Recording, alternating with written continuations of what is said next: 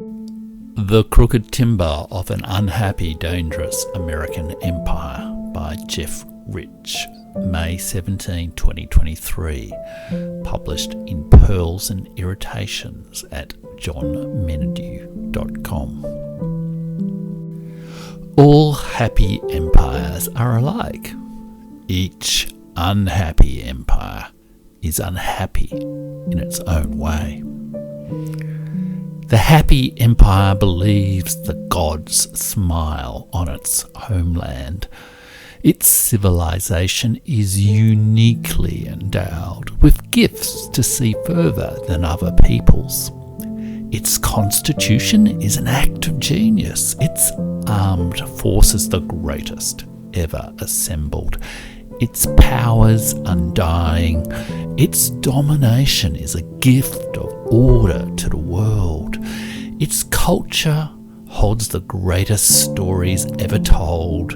Its museums, the graceful custodians of the loot of the world. But each happy empire becomes unhappy, and then the stories twist back into crooked timber. Some empires collapse fast, some slow. Sometimes they fight back. Sometimes they throw themselves in front of trains like betrayed lovers. Sometimes we narrate the fall of empire as tragedy, sometimes as farce.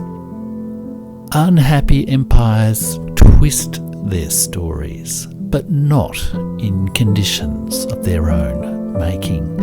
The conditions conceal each uniquely unhappy way. There are always money problems, debt, exploitation and luxury do their work. There is often military overextension and generals who relive borrowed glory. There is the usual human frailty, wayward minds, prodigal sons, the addictions of fame, power, drugs, and ideas. Sometimes the climate has the final say. But unhappy empires are dangerous. And so much depends today on knowing the unique, unhappy way of the American empire. American commentators like to imagine their story as the culmination of Athens, Rome, and Pax Britannica, but mislead themselves with this tale of a greater Rome and a misunderstood Thucydides trap. Britannia did not hand over peacefully her rule of the waves. In other stories, we see fragmentary clues: strange love's child, a Fourth Reich, the corruption of a military, industrial, congressional complex, an American disease, far-right madness, the moral stain of slavery, the redemption of the American soul? Or was this romance made in Hollywood, in a well-lit studio, in front of a green screen? In Moby Dick, Herman Melville envisioned the American unhappiness as the vengeful, religious grandeur of the pursuit of the white whale. He wrote of America: "You cannot spill a drop of American blood without spilling the blood of the whole world. We are not a nation so much as a world." The tragedy was Starbuck could not disarm Ahab's vengeance. Today, America launches its expeditions to hunt the white whales which wounded the American dream, not from Nantucket, but from Langley, not with whaling spears, but with drones and psyops. In History Has Begun, the Birth of a New America, Bruno Matthias reversed the fable. He celebrated American unhappiness with reality because it was the inventive resource that would empower America to rebuild the world again. Safe for America without making it look like America. History had not ended. It had only just begun. But history, alas, does not read from its lines. However we imagine the story of American decline, today its leaders and its people seem unable to arrest its fate. Trump can no longer be blamed.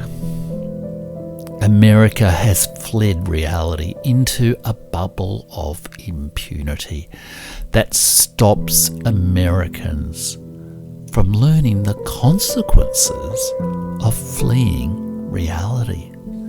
Its leaders and citizens believe consequences are for lesser nations, but the consequences of imperial impunity disorder the unhappy American nation and destabilise the world.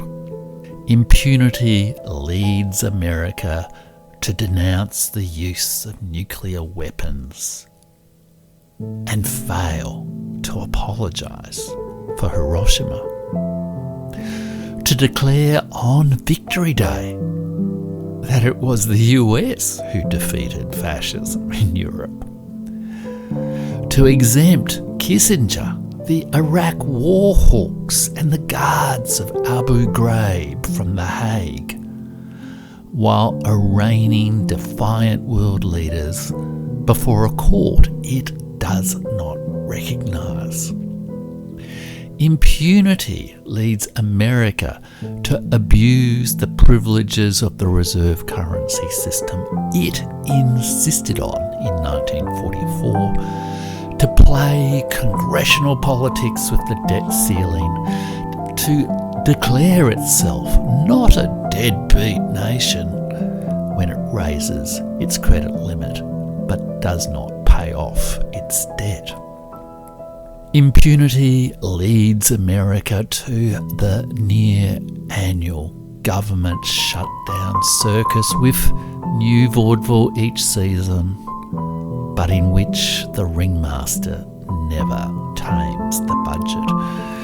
Impunity leads to endless misappropriation of other cultures, to the McDonaldization of the world, the exploitation of resources, and the looting of better civilizations. Impunity leads America to say its prayers every day after another mass shooting, but to refuse to learn from any country, Australia or El Salvador, where mass murder is not a daily event. Distracted in the echo chambers of social media, the impervious American speaks nonsense about the world and ignores the corrections coming from outside in the sun, where the world listens in. Americans block their ears, stamp their feet, and march their social fabric, education institutions, justice system, business rules, and political culture onto ruin. The gods have sent Americans mad before they destroy America. Impunity makes America mad, bad, and dangerous to ally with. It has created a mental prison for its elites as strongly barred as the Leninism that entrapped the Soviet leadership class in the 1980s.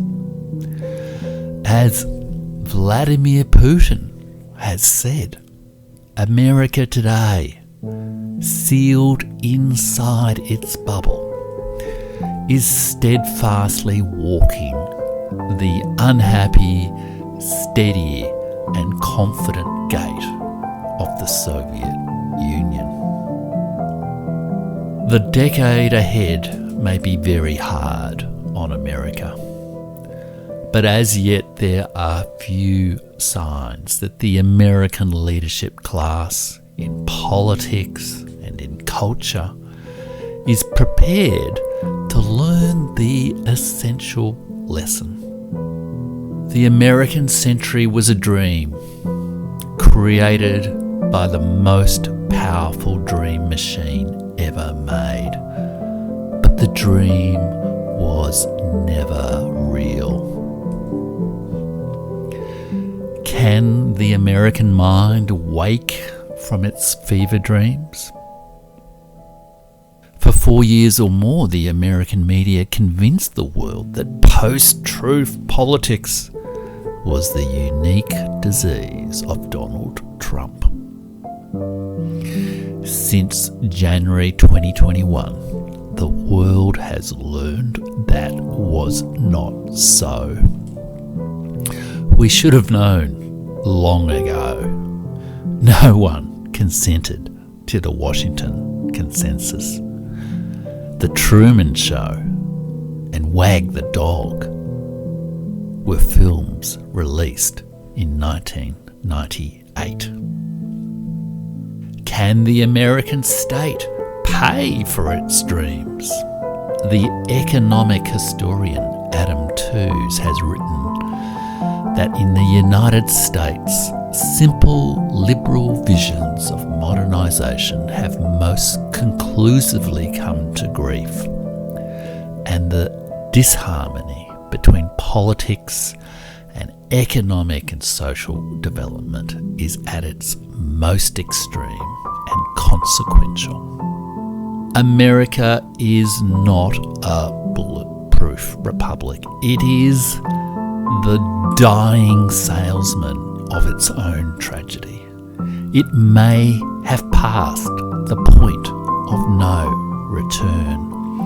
It is angrily adrift abroad in a seething multipolar world.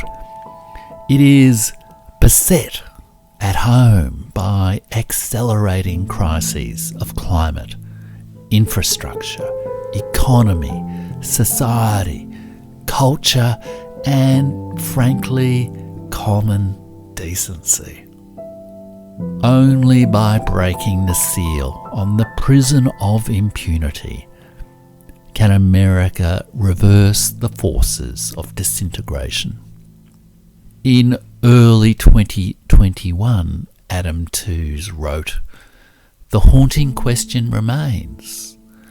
Is the United States as a nation-state capable of responding in a coherent and long-term fashion to the challenges of the Great Acceleration?"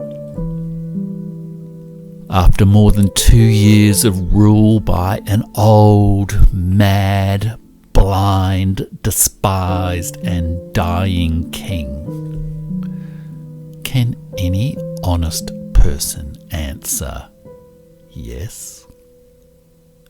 And what of the peoples of secondary status on the periphery of the empire, like Australia?